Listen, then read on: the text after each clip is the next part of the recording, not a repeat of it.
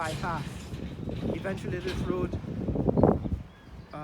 swings west, so it goes south for another 5 miles or so, then swings west where it meets with the East Bank bypass road, now called Heroes Highway, and we'll be able to take you all the way to Timehri Airport and eventually to Linden and through to the new road that takes you to Lethem. So when this stretch of road is completed and the stretch of road between Linden and Lethem is completed, you should be able to drive from the east coast, that is east coast of Demerara, maybe coming from all the way from Berbice to Lethem. And what I'm trying to say in this video is that the context for this development is that ExxonMobil had planned or had proposed that the impact, the major impact of the oil and gas industry would be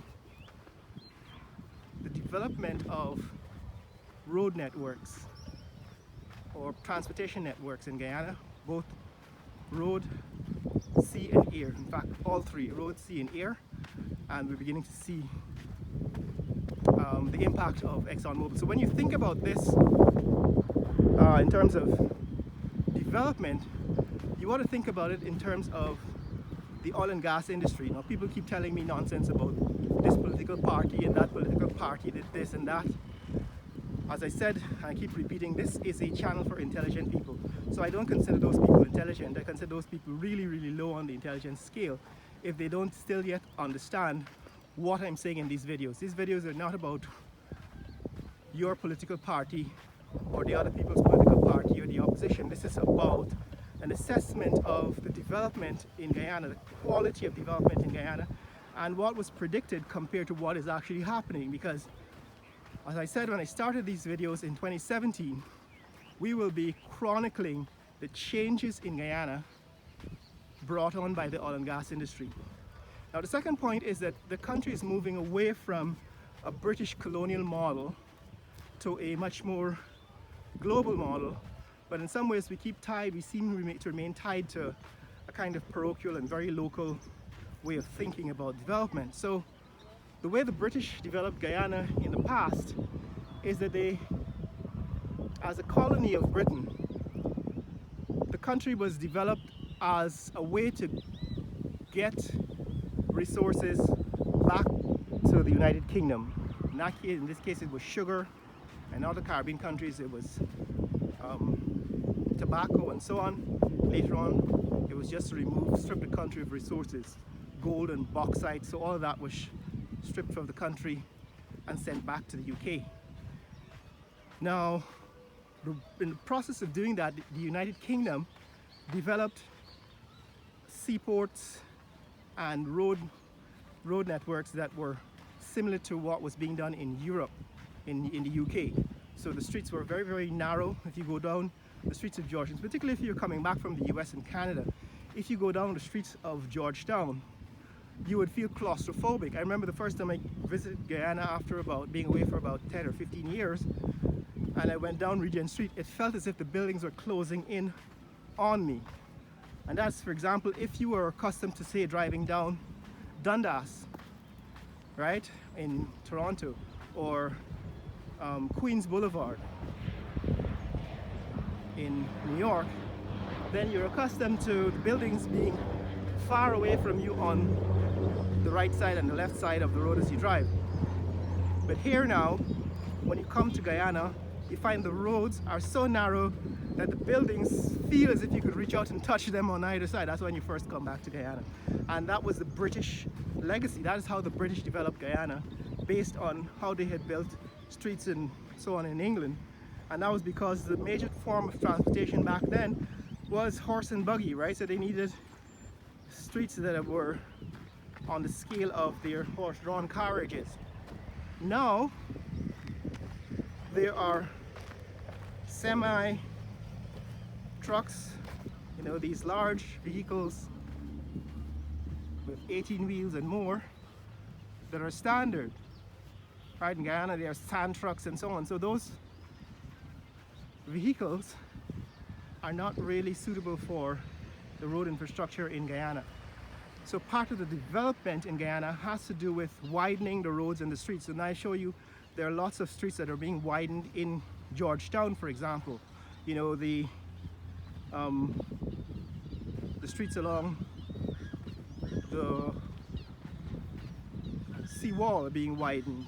The streets in Kitty are being widened. The streets, you know, in the heart of the city are being widened. And the reason why is because the British system, that is the model on which these streets and towns were built in Guyana, was based on use of horse carts and horses and carriages. And now we have to accommodate much larger vehicles and much more vehicles. So that's the point number two. That is that Guyana is undergoing a transformation in its road infrastructure because we need to move away from the narrow streets of the British colonial model of cities that were built here, towns and villages that were built here, into a model that more mimics a global and international model. That means that our roads and so on have to be able to handle the kind of traffic and the volume of traffic that is customary in other countries, in countries like the United Arab Emirates, in Saudi Arabia, and Singapore and Malaysia, and so on. So we need to build wider roads, which brings me to the third point as we move on to this part of the, right, this is the last part of the widening of the road. This part actually goes all the way to the East Bank Bypass Road. Right, last time we were here, this was sand. And so what has changed since the last time, what, 2 or 3 months ago that we were here, is they've now put stone, chipped rocks, chipped stone onto the roadway, onto the foundation. They're still building the foundation, but as you can see, this is like at least 4 lanes, maybe even 6 lanes of the highway that is being developed. So the third point I'm making here is that part of the criticism I have for the infrastructure is that it doesn't always meet international standards, and it doesn't meet the projections for what works or what is now standard in other countries in the world. Like, we still ought to be planning for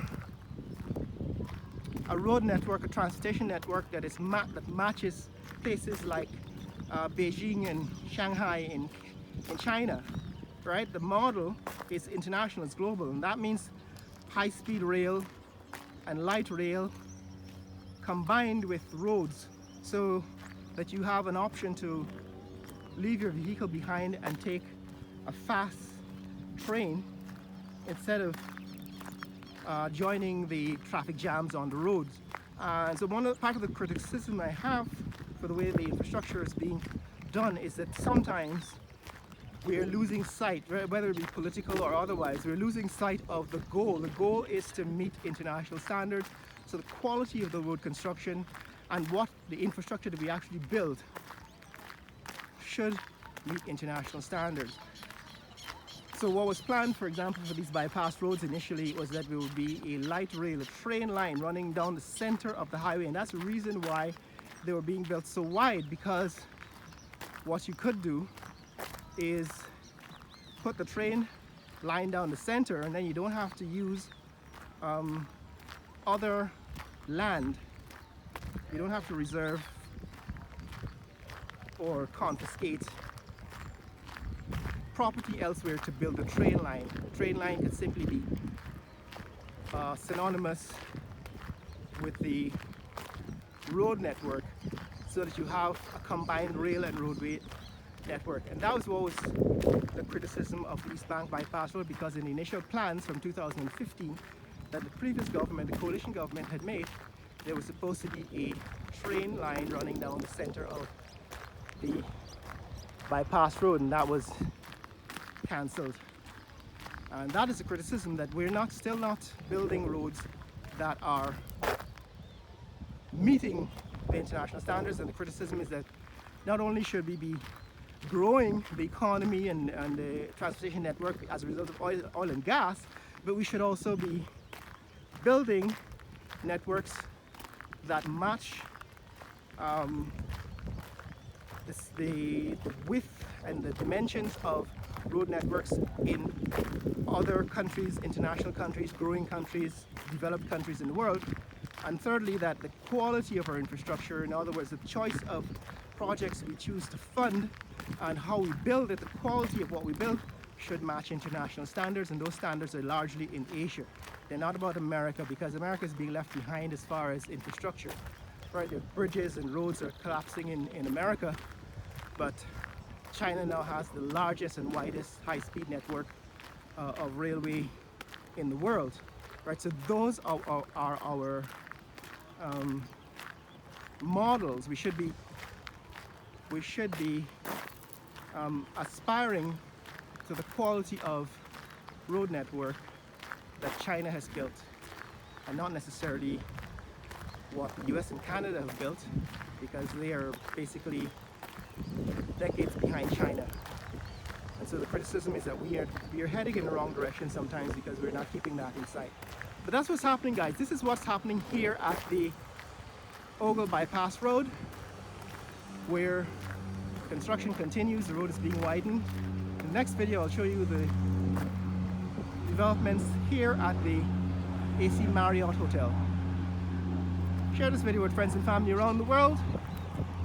Let people know what's happening here at the new developments in the Ogle area, the Ogle Bypass Road.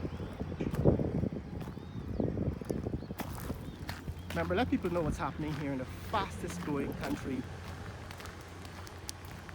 fastest growing economy in the world, Guyana. Later!